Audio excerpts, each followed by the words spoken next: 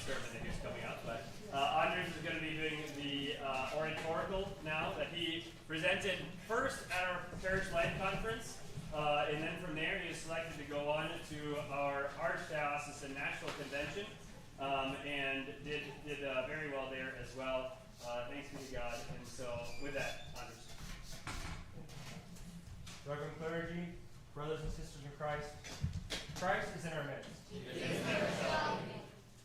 A young boy, no artistic talent, and an attempt at an icon. At the annual St. Amelia Homeschooling Conference, this group had an icon writing workshop. The whole group was trying to replicate a beautiful icon of Jesus Christ, the one in whose image we are created. And while some of them were doing it flawlessly, his wasn't quite there. As the instructor moved along, guiding the students, she paused at his, squinted her eyes at his brushstrokes, cocked her head, and said, "It needs a little more work." And he returned to his work. The work of trying to create an image and a likeness by copying the one that had both. His wasn't an accurate likeness, but it was an image. In St. Athanasius' great work, On the Incarnation, he quotes the wisdom of Solomon saying, "God created the human being for incorruptibility and an image of his own eternity." What is this image? The saint says, "For God has not only created us from nothing, but also granted us by the grace of the Word to live a life according to God." This is the image. The grace to live a life according to God. The grace to choose God above all things. The grace to find God's kingdom and to attain his likeness. So what then is a likeness? The likeness the boy was trying to achieve in the icon. It is what we lost, but what we strive for. It is what we're meant to be. To be made in his image and to be able to seek his likeness is our path towards salvation. It is how we rise in this fallen world. In his image, which the boy had, is the free will through which we strive for his likeness, as the boy was trying to strive for. The ultimate goal of that is, with God's help, to achieve theosis, oneness with him. When God created the world, he made order out of chaos. When he painted the brushstrokes of man, we were made as lords of creation, rulers under God, ruling over and keeping the order. So why is our place so special? What sets us apart from the rest of creation? When God created man, he said beforehand, "Let us make man in our image, according to our likeness." And then he goes on to create. With no other part of creation does God deliberate before creating. He says the word, yes, the logos, to create, but he does not deliberate. So what does that say about us? St. Basil the Great, in On the Human Condition, says, "The wise one deliberates, the craftsman ponders." So did he lose his skill, and did he deliberate in anxiety as he created his masterpiece, completion and perfection and exactitude? Or rather, did he intend to show you that you are perfect before God? Why this deliberation? Why are we different? We were created, or molded, so to speak, upright, in all senses of the word.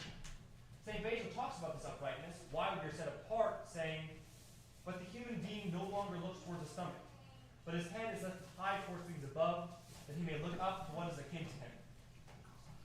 We were created with order, in order set apart from the rest of creation. For example, farm animals look toward their stomachs, letting that rule their actions. To bring us back into God's order, this is why we fast. Maintaining the order within ourselves, striving for the likeness. We were created as images of God, just like that image of Christ the child was striving to paint. We were created with order, so that we may keep order. Whatever our talents, whatever our skills, to keep the natural and spiritual order. But this order, how is this order created? Then God said, "Let there be light," and there was light. Then God said, "Let there be a firmament." Then God said. Then God said. Why God said? Why this word? It comes up again in the Gospel of John. En archi ino logos, kai logos in pros ton theon, kai theos ino logos. In the beginning was the Word, and the Word was with God, and the Word was God. Speaking of